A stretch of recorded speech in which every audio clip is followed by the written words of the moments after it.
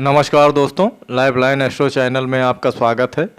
दोस्तों, आज एक ऐसे टॉपिक पर बात करेंगे जो इस समय काफ़ी चर्चा में है।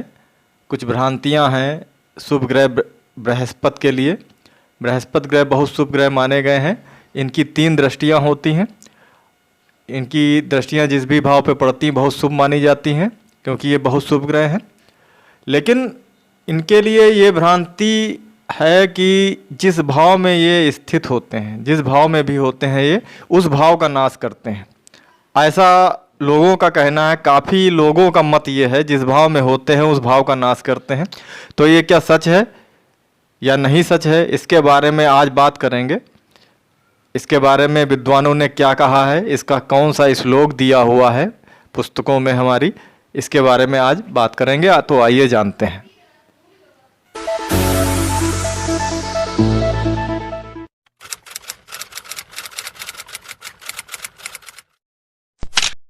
दोस्तों, ये एक ऐसा विषय है जिसका लोगों ने ज्योतिष में मतलब ही बदल दिया है।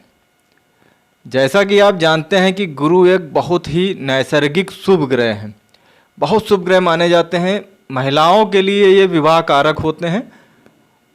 लेकिन आजकल एक बात बहुत प्रचलित है, बहुत प्रचलित हो गई है कि गुरु जिस भाव में बैठते हैं उस भाव का नाश करते हैं, और शनि जिस भाव में होते हैं उस भाव की बढ़ोतरी करते हैं, उनके कारकत्व को बढ़ा देते हैं। भाव अलग अलग भाव के अलग अलग कारकत्व होते हैं। जैसा कि आप जानते होंगे कि हर भाव का अपना एक अलग कारकत्व होता है। अब मान लीजिए कि लगन है या दूसरा भाव है, तो दूसरा भाव जो होता है धन के भाव से देखा जाता है, बचत के भाव से देखा जाता है। उसी प्रकार से चौथा भाव जो होता है, चौथा भाव सुख का भाव होता है, ये माता का भाव होता है, और वाहन का भी भाव माना गया है, ये जनता का भाव भी माना गया है। तो इसमें बृहस्पति अगर होंगे तो इसका नाश करेंगे, ऐसा कुछ लोगों का मत है। लेकिन क्या ये ऐसी बातें जो लोग जो चर्चा में है, इस समय काफ़ी चर्चा में ये बातें हैं, क्या ये सच है? तो ऐसा होता नहीं है, क्योंकि ज्योतिष में एक श्लोक है, स्थान हानि करो जीवा, स्थान वृद्धि करो शनि। तो ये श्लोक को लोग देखते हैं और इस श्लोक के हिसाब से लोग इसका अंदाज़ा लगा लेते हैं कि स्थान की हानि जो होता है, गुरु जिस स्थान पर बैठता है वहाँ हानि करता है, और स्थान की वृद्धि जिस स्थान पे शनि बैठे होते हैं उस स्थान की बढ़ोतरी करते हैं। लेकिन आप जानते होंगे कि किसी भी क्षेत्र में अगर आपको जानकारी है तो आप उस क्षेत्र के बारे में खुलकर बोलते हैं। लेकिन अगर आप अधूरी जानकारी रखते हैं तो आप हंसी के पात्र बन जाते हैं, और इसलिए आपको कहीं ना कहीं काफ़ी बदनामी उठानी भी पड़ती है। सतही जानकारी जो होती है, सतही जानकारी होने पर चुप रहना ही ठीक होता है। उसी प्रकार से इस विषय में कहा गया है कि विद्वानों ने जब यह बात कही है तो पूरा श्लोक लोगों को पढ़ना चाहिए, उसका पूरा श्लोक का मतलब बताना चाहिए। लेकिन वो आधा श्लोक जो होता है इसको बताते हैं। इसका पूरा श्लोक जो है इस प्रकार से है, जीव क्षेत्र यदा शनि, शनि क्षेत्र यदा जीवा, स्थान हानि करो जीवा, स्थान वृद्धि करो शनि। इस प्रकार से ये पूरा इसका जो है श्लोक है। इस श्लोक का मतलब ये है कि शनि बृहस्पति जो हैं, जब शनि के घर में होते हैं, बृहस्पति देव जो होते हैं, गुरु जो हैं, शनि के भाव में जब होते हैं, शनि की राशि में जब होते हैं, तब उसका नुकसान करते हैं, उस भाव का नाश करते हैं। और शनि जब बृहस्पति के भाव में होते हैं, बृहस्पति की मीन और धनु में होते हैं, राशि में होते हैं शनि, तब उस स्थान की वृद्धि करते हैं, ऐसा बताया गया है। लेकिन इसका मतलब लोगों ने उल्टा बता दिया है कि ऐसा होता है, क्योंकि बृहस्पति जो गुरु ग्रह हैं, ये इनका कारकत्व अगर देखा जाए तो विवाह के लिए ये देखे जाते हैं, बुद्धि के लिए ये देखे जाते हैं, और धार्मिक अनुष्ठान हो गए या धर्म के बारे में इनको देखा जाता है।